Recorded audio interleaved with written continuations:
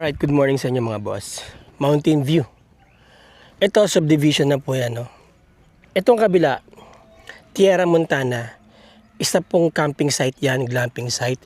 And then may ilog yan dun sa likod. Now, ito po yung property mga boss. Okay, yan. I-walk through tayo dito. Sa dulo niyan, nakadikit po yan sa ilog. Pero dito tayo magsimula. Nakabakod na siya mga boss, ha. Sir, ito right of way. Sir, nabili na po nila. Nabili na nila. Ito na po.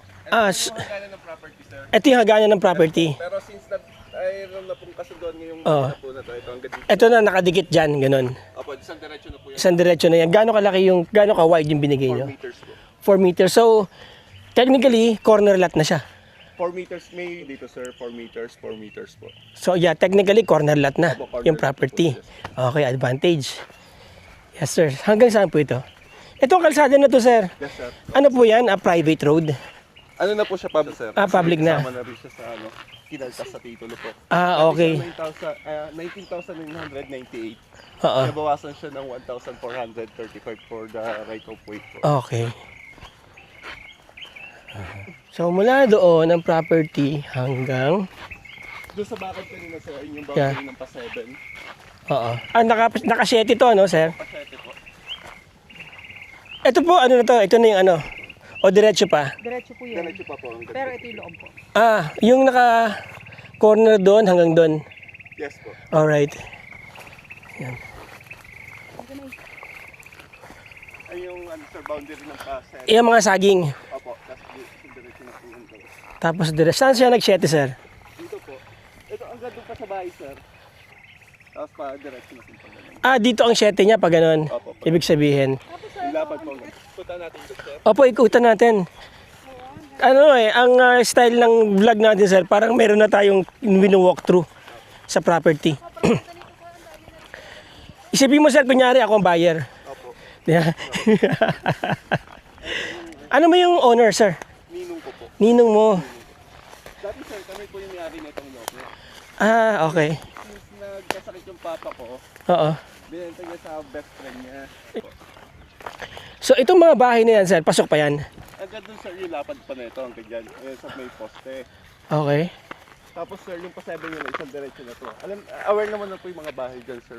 Aware naman na po sila na kailangan na ng may-ari yung lote. Ah, so, pasok sila sa property. Opo, pasok po. Isang diretso po yan. Ah, ito. Pero yan, bahay na to, hindi na to. Hindi na po. Hindi na po. Ito lang poste na yan. Ah, sa pool pala, no? Konti lang naman dahil matatapyas. Isang diretso lang po. Alright. Aware naman sila, sir. Ano naman? Tapos, ito yung boundary. Opo, yung dulo po. Itong, yan, yung makapal na yan. O sa likod pa niyan. Yan na po, yan na po. Ayan ang boundary, okay. Alright, so mga boss, doon tayo galing, no? Doon tayo pumasok. Nandito yung kalsada. Alright, tapos pumasok dito ngayon. And then, punta tayo sa tabi ng ilog. Maganda, malaki potential nitong property, mga boss. Kasi, nasa growth corridor po siya. Ano to itong lugar na to, ano po ito, nasa boundary ng tatlong towns, San Antonio, San Marcelino, and Castillejos. But right now, we are in Castillejos. Okay, sir, ilang mangga meron kayo dito? Ito, Pico, no? Opo, opo. Pico yan. Tsaka ito, Pico rin to. Usually, kapag ka mga Pico, malalakas mamunga yan Maski hindi mo sprayan. Opo. Alright. Okay mga boss, part pa rin po yan ng property Ngayon, ang mangyayari kasi, papakita niya sa atin yung riverside naman ito. Meron po itong adjacent river. Yun ang maganda dito sa property mga boss. So, since na nauuso na po dito yung mga camping, subdivision, yan ang mga opportunities ng property na to. Or simply, buy and hold kasi located po ito sa growth corridor ng tatlong bayan. Marami na pong mga nakakabili ng properties dito, mga foreigners, lalo na dyan sa subdivision dito po. Mountain View, iconic mountain po yan, mga boss. Ito yung lapad, sir, yung doon sa bahay kanina. Okay. Diretso na. Bali, sir, ito, this mati-adjust naman yung mga bakod nito. Ayan na yung ano niya, boundary. Opo, yung... Yung bakod na yan. Yes po, yes po. Kanino bakod yan? Ano na po yun? Ayun na po yung Mami De Leon Farm. Okay. Ang ano po, gagawin ko solar. Solar. Yes po, 24 hectares po yun. Oh, solar. Mayroon kayong katabing solar, mga boss, ha. Yun. Alright, ito yung river side. Hanggang doon po, may moon po yan doon, sir. Ah, okay. Nandito yung river, mga boss. Mataas na kayo sa river. Well, good thing about this, mga boss, is hindi kayo babahain dito. Kasi mataas kayo sa river, oh. Pero, yan. Pwede pagagawa nyo na lang po ito ng riprap, hagdan, or may project kaya ang government dyan na gawing lagyan niya ng dike someday? Lalagyan siguro ng dike yan someday, ano, ng gobyerno. Oo, so flood resilient po yung area, mga boss. But then meron kayong river. Yan. Ito yung pinaka-access nyo. Hanggang doon po, boundary po. Itong may mga mahoganis. Opo, yung inahogan po doon. Isang diretso na po yan. Ito yan. Yes po. Yan, padiretso yun. Okay. Ang laki ng lupain, ha. Ayun, mga boss, oh. Maglalagay na lang po kayo dito ng hagdan. No? Or, ito yung mga isa sa mga magiging pinaka-development nyo dito. In the meantime, pwede nyo na po ito palagyan ng riprap, no? Tapos, hagdan, papunta dyan sa river. So, if you come to think of it, kahit na lumakas ang ulan, mga boss, hindi kayo basta-basta babahayin dito kasi mataas kayo from the river. So, yun nga lang, ang development na kailangan nyo gawin dito, yung buong side na to, paririprap nyo, or kahit paunti-unti, importante, magkaroon lang muna kayo ng hagdan papunta sa ilog. Diba? You don't have to develop yung buong stretch na yan, tong side na to, agad, no? Pwede kayo maglagay dito muna ng hagdan. In the meantime, para yung mga guests ninyo, kung plano nyo man itong gawing isang campsite, mga boss, or simply farm ninyo para ma-enjoy nyo yung ilog, diba? Hagdan, yan. And then, ang laki ng property, mga boss, ang ganda ng location niya. Ano na nga ninyo ulit?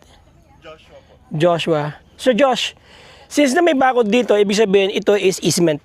Opo. Easement to. Opo, balisama na rin po ito ng ano. Oo. Ayan, ito yung pinaka-boundary niya, mga boss, no? Pero but then again, ito yung easement ninyo, malaki, oh.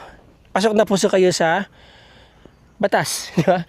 Oh, may easement kayo, hindi kayo nakasagad dito sa yung property.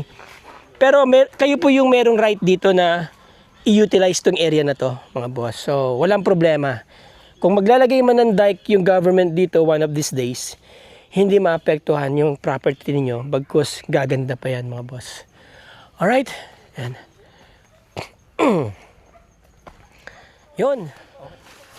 Alright, mga boss, doon tayo galing, ano.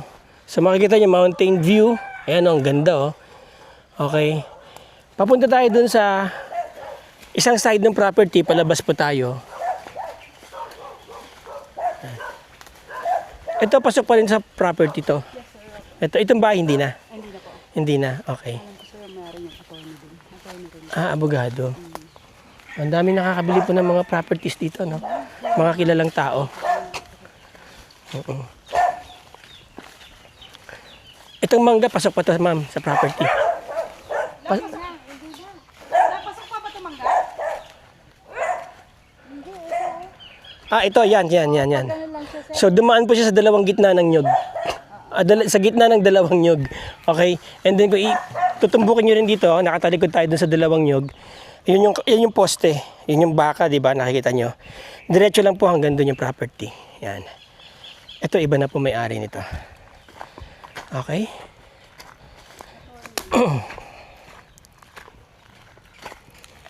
Yun, ito na yung kalsada. Tumbok pala si attorney ng kalsada. Ito sir, iba na may-ari nito. Saan yung precast? Ito yung poste na yan, nagdiretso doon. Hindi po pala pumasok sa gitna ng dalawang. Dito po siya sa gilid. Dumiretso doon sa may baka. Anyway, yan dyan po sa drone shots natin, yung drawing natin, ano. Yung boundary yan, tignan nyo. Yan yung korte ng property. 18,500 square meters, ma'am, di ba? Ayan. Itong area po na to, mga boss, subdivided lots po yan. Ubus na.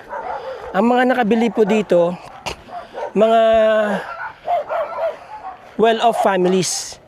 Ano? Mga may kaya, mga nag-invest dito. Vacation house nila sa probinsya, rest house nila sa probinsya. Alright, now, this is already an existing road right of way, mga boss, ha? Nasa mapa na to, di ba? Sir. Alright. Okay, ito yung boundary. So, technically, mga boss, no, technically, meron kayong kalsada dito sa gilid. Di ba? Ito po, part pa po ito ng property. Yan. So, kung saan tumayo si Sir Josh kanina, dito. Ito ba? Itong poste na to, mga boss. Tignan natin yan sa drone shots. Yun, pasok dun, pa ganun. Tapos dun tayo naglakad, papuntang river. Okay? Yan. And then, so dito, sir, nandito yung kalsada, pa ganun. Tatamaan yung poste? Hindi. So i-adjust po yung poste. So hindi po ito yung totoong kalsada. Nandito sa gilid nito yung kalsada. Papunta po doon sa property nila. So technically, mga boss, meron kayong isang boundary o isang side na merong kalsada, di ba, mahaba. Siguro mga ano yan, mga boss, ha? Nasa ano din po yan, 100 meters din po yan. High potential yung property. Kung sakasakaling gagawin yung commercial, i-improve ninyo, so subdivide nyo, i-offer nyo, let's say, 500 square meters per cut, ano? Or simply gagawin nyo pong isang farm resort, or pwede nyo ring i-buy and hold for long-term investment, mga boss. Okay, there you go, mga boss, mga sir. Kita nyo naman, ang ganda po ng location ng property. Okay, yung nakita nyo pong poultry dyan, mga boss, ano na po yan? Hindi na nag-ooperate yan. 24 hectares yan. Ko-convert yan sa solar plant. Ano po? Dito sa likod ko, subdivided lots po yan. Puro foreigners po mga nakabili dyan. Kaya napakaganda ng community. Dito sa kabila, ano po yan? Class na camping site, mga boss. Pinupuntahan ng mga vloggers yan.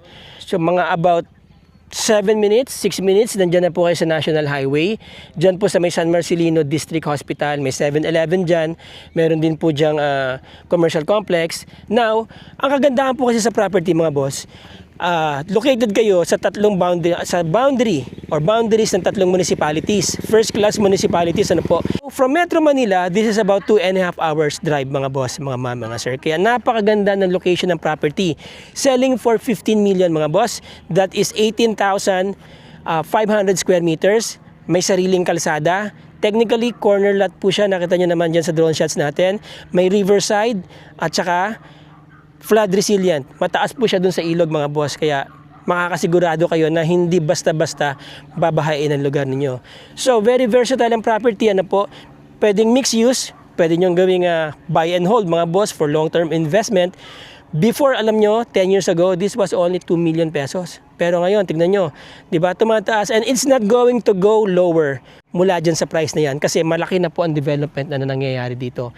And this is a $10 million view, mga boss, yan. Yung bundok na yan, okay?